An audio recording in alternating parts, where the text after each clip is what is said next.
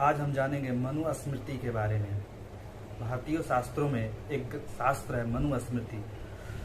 कुछ लोगों का मानना है कि मनुस्मृति की वजह से सोसाइटी के अंदर डिवीजन है, जातिवाद है। कुछ लोगों का मानना ये भी है कि मनुस्मृति के वजह से ही सोसाइटी के अंदर जो स्त्रियों की जो प्रॉपर इज्जत है वो नहीं मिल पाती है। और कुछ लोगों का कहना है कि मनुस्मृति ऐसा कोई शास्त्र नहीं है, एक्चुअली ये ब्राह्मणों का लिखा हुआ किताब है जो शास्त्र की तरह प्रेजेंट किया गया, जो निम्न वर्ग है उसको शोषण करने के लिए। तो आइए हम जानते हैं इसकी रियलिटी क्या है। तो आइए हम मनुस्मृति के ओरिजिन पर चलते हैं। एक्चुअली जो मनु वर्ड है इससे मनुष्य बना है, मानव बना है। इस दुनिया में जो पहला मनुष्य आया था उसे मनु बोला गया। मनु से फिर मनुष्य हुआ, जो आज हम बोलते हैं। कुछ लोग बोलते हैं सबसे बड़ा धर्म मानवता धर्म होना चाहिए। तो मनु एक पोजीशन है, मनु किसी व्यक्ति का नाम नहीं है। जैसे प्रधानमंत्री एक पोजीशन है, किसी व्यक्ति का नाम नहीं है। अगर बात करें प्रधानमंत्री के बारे में तो फर्स्ट प्रधानमंत्री पंडित जवाहरलाल नेहरू थे। अभी करंट जो प्रधानमंत्री है वो नरेंद्र मोदी है। सेम उसी तरह जो मनु एक पोजीशन है, ब्रह्मा जी के एक दिन में 14 मनु आते हैं, जिसका जैसे फर्स्ट मनु का नाम है स्वयंभू मनु। अभी जो करंट मनु चल रहे हैं उनका नाम है व्यवस्वता मनु। तो इस संसार में जब फर्स्ट जब मनु आते हैं तो उनको सारे जीव मनुष्य सुखी संपन्न रह सके तो उनको रूल करने के लिए एक नियम दिए जाते हैं ब्रह्मा जी द्वारा। उसको बोलते हैं मनु संहिता, मनुस्मृति। भगवान ने क्रिएशन किया तो बहुत सारे उन्होंने ज्ञान दिए, उनको वैदिक ज्ञान बोलते हैं, वैदिक शास्त्र बोलते हैं। उन शास्त्रों में से एक शास्त्र आता है मनु संहिता, मनुस्मृति, जिसे पढ़कर जिस ज्ञान से लोग सुखी संपन्न और खुशहाल रह सके। तो जो फर्स्ट मनु थे या जो अभी करंट मनु चल रहे हैं तो उसी मनु संहिता के अकॉर्डिंग रूल करते थे। और उनके जो रूल्स थे वो मनु संहिता में दिए हुए हैं। मनु संहिता का जो पर्पस था बेसिकली वो ग्रेजुअली स्पिरिचुअली इंक्लाइन होने के लिए। मनु संहिता में 4 वर्ण और 4 आश्रम डिस्कस किए गए हैं। आइए ये जानते हैं 4 वर्ण और 4 आश्रम क्या है। कुछ लोगों का कहना है द ओरिजिन ऑफ जातिवाद वो जनरल पीपल को गाइड करने के लिए या उनको स्पिरिचुअली इंक्लाइन करने के लिए जिस रूल के अकॉर्डिंग वो पूरे अर्थ पर रूल करते थे उसे मनु संहिता बोला गया। मनुस्मृति यहाँ से क्लियर होता है कि ये किसी ब्राह्मणों के द्वारा लिखी हुई किताबें नहीं है। ये मनुस्मृति ये एक ज्ञान है जिसे ब्रह्मा जी द्वारा मनु को दिया गया था, जिसके अकॉर्डिंग वो पूरे अर्थ पर रूल करते थे। पहले वैदिक टाइम में रूल करने का मतलब ये नहीं कि शोषण करना, वो हर किसी को ध्यान में रखते हुए रूल करते थे। लाइक नेचर का, प्रकृति, जीव जंतु, सभी वर्गों को लोगों को ध्यान में रखते हुए कि मास ऑफ पीपल को स्पिरिचुअली इंक्लाइन कैसे करें। तो एक्चुअली जो मनु संहिता है यहाँ से इस बात का क्लियर होता है कि मनु संहिता किसी ब्राह्मण के द्वारा निम्न वर्ग को शोषण करने के लिए किताबें नहीं लिखी गई थी। ये मनु संहिता ये एक वैदिक शास्त्र है। कुछ लोगों के मन में यह प्रश्न उठता है कि मनुस्मृति एक शास्त्र है, वैदिक शास्त्र है, तो क्या निम्न वर्गों के लिए शोषण करने के लिए कैसे बताया गया है? क्या उनका मनुस्मृति में क्या पॉइंट ऑफ व्यू है? तो देखिए, मनुस्मृति में ऐसा कहीं भी नहीं लिखा हुआ है कि जन्म से कोई ब्राह्मण होता है, कोई क्षत्रिय होता है, कोई शूद्र होता है, कोई वर्ग होता है। ऐसा नहीं है। बाय ट्रेनिंग उसको ब्राह्मण बनाया जाता है या क्षत्रिय बनाया जाता है। जैसे इसको इस तरह समझ सकते हैं, जो लोग किसी को शिक्षा दे रहे हैं, एजुकेट कर रहे हैं, उसे ब्राह्मण कहते थे मनु के टाइम में। और या जो देश की सिक्योरिटी बॉर्डर्स की रक्षा कर रहे हैं उनको क्षत्रिय बोलते थे। और जो वैश्य हैं जो अपने देश के इकोनॉमिकल डेवलपमेंट के लिए या कोई अपना व्यवसाय या बिजनेस कर रहे हैं उनको वैश्य बोलते थे। और जो शूद्र वो हैं जो किंग होते थे या गवर्नमेंट होती थी उनके अंडर में उनका सपोर्ट करते थे, उनके साथ काम करते थे, उन्हें शूद्र बोला जाता था। ऐसा हिस्ट्री में, वैदिक हिस्ट्री में कहीं भी ये नहीं मिलता है कि बाय बर्थ कोई ब्राह्मण है, बाय बर्थ कोई शूद्र है या कुछ। जिस तरह से एक डॉक्टर का बेटा डॉक्टर नहीं होता है, उसी तरह एक ब्राह्मण या क्षत्रिय का बेटा ब्राह्मण और क्षत्रिय नहीं होता है। बाय ट्रेनिंग उसको बनाया जाता है। इवन महाभारत के टाइम में हम देख सकते हैं कि जो द्रोणाचार्य थे वो एक ब्राह्मण थे, लेकिन उनका बेटा जो अश्वत्थामा था उनको हम क्षत्रिय बोलते हैं। तो इस तरह से वैदिक शास्त्रों में ऐसा कई एग्जाम्पल मिलते हैं जो ब्राह्मण कुल में जन्म लिए थे लेकिन उन्होंने वो क्षत्रिय बन गए या वैश्य बन गए, या ऐसे कई एग्जाम्पल मिलते हैं जो शूद्र कुल में जन्म लिए थे वो बाद में उनको बाय एजुकेशन, बाय ट्रेनिंग वो फिर ब्राह्मण बन गए। तो ऐसा कहीं नहीं है। तो मन में प्रश्न आता है लोगों को कि आखिर ये जातिवाद सिस्टम है जो आज इतना छुआछूत है, भेदभाव है, ये आया कहाँ से? ये प्रश्न ये है।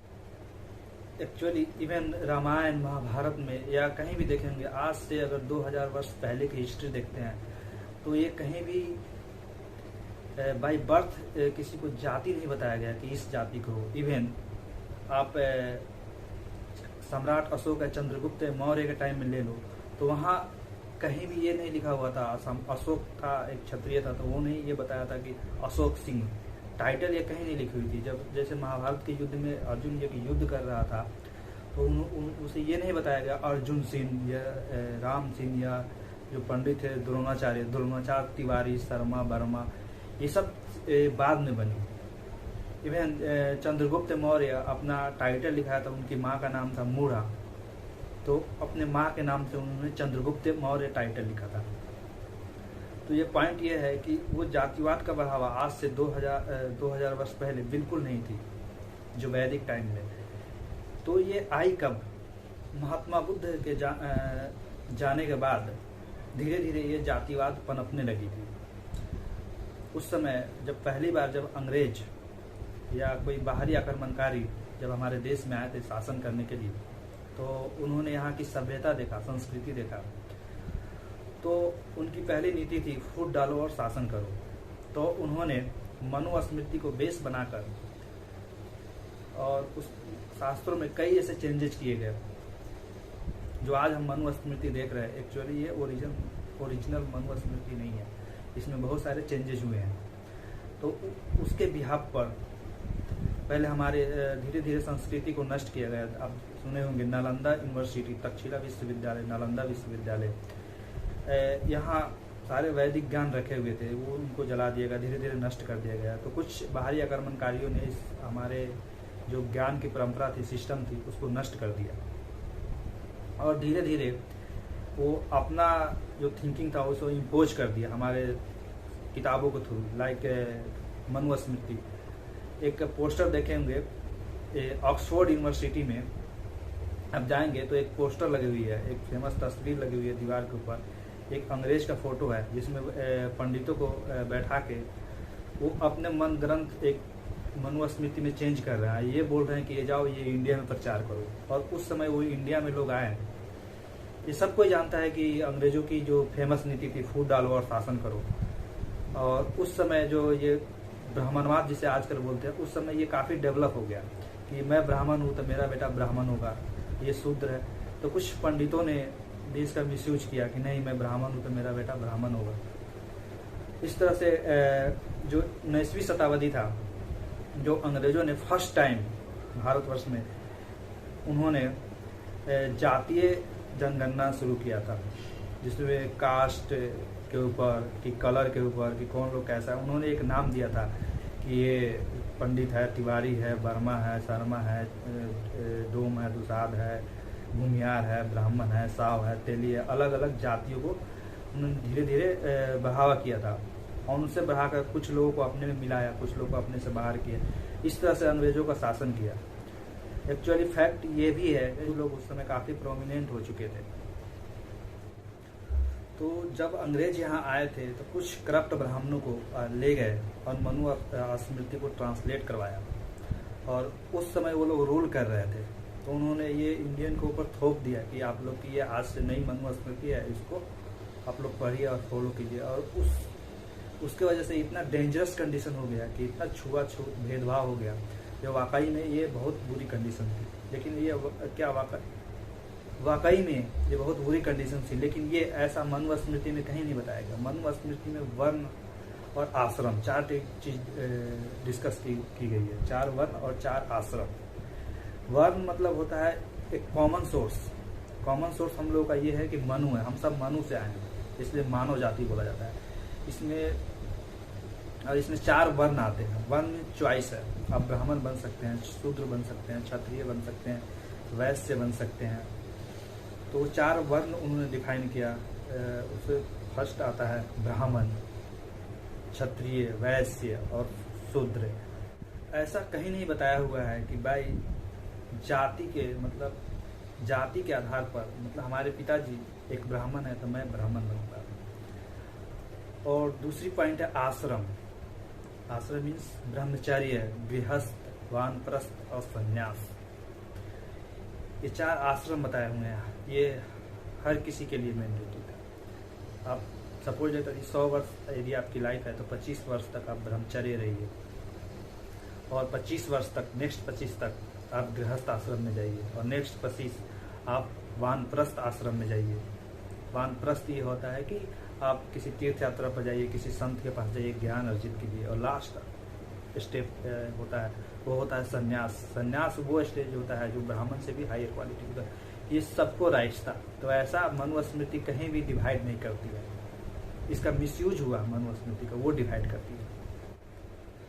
मनु स्मृति में ऐसा कहीं नहीं बताया गया है कि वुमेन है उसको शोषण करो, स्त्री की शोषण करो। इवन मनु स्मृति ये तक कहती है जहाँ स्त्रियों की पूजा की जाती है, रेस्पेक्ट की जाती है, वहाँ देवताओं का वास होता है। इसलिए एक अच्छे सोर्स से आप यदि मनु स्मृति पढ़ते हैं तो एक ऑथराइज सोर्स से पढ़िए। आजकल ये पॉलिटिकल एजेंडा बन गया है कि वोट बैंक के लिए, कि जब इलेक्शन आता है तो लोग 2-4 कॉपी मनु स्मृति को लेकर जला देते हैं, जिससे कुछ लोगों को कुछ वोट बैंक के लिए कि ये लोग सोचेंगे कि मैंने मनु स्मृति को जलाया, मैं ब्राह्मण को अगेंस्ट हूँ और ये लोग मुझे वोट करेंगे। तो ऐसे लोगों से बचे। मनु स्मृति एक्चुअली कॉमन पीपल को गाइड करने के लिए एक शास्त्र है, वैदिक शास्त्र है। इवन जब हम वैदिक शास्त्रों को पढ़ते हैं तो हमारा कैरेक्टर बिल्ड होता है। आजकल देख, ओवरऑल जो वैदिक सिस्टम था वो कैरेक्टर बिल्डिंग के लिए था। जब तक हमारा कैरेक्टर का निर्माण नहीं होगा, हमारा हार्ट क्लीन नहीं होगा, तो हम ऊपर से कोई भी रूल रेगुलेशन थोप दे, ये क्राइम नहीं रुक सकती। जैसे आज का यदि हमारा कैरेक्टर बिल्डअप होगा, किसी का कैरेक्टर बिल्डअप होगा, तो ऐसे क्राइम नहीं कर सकते। तो यदि हमें शास्त्रों का ज्ञान लेना है तो हमें प्रॉपर सोर्स से ले, ना कि किसी पॉलिटिशियन से ले। हरे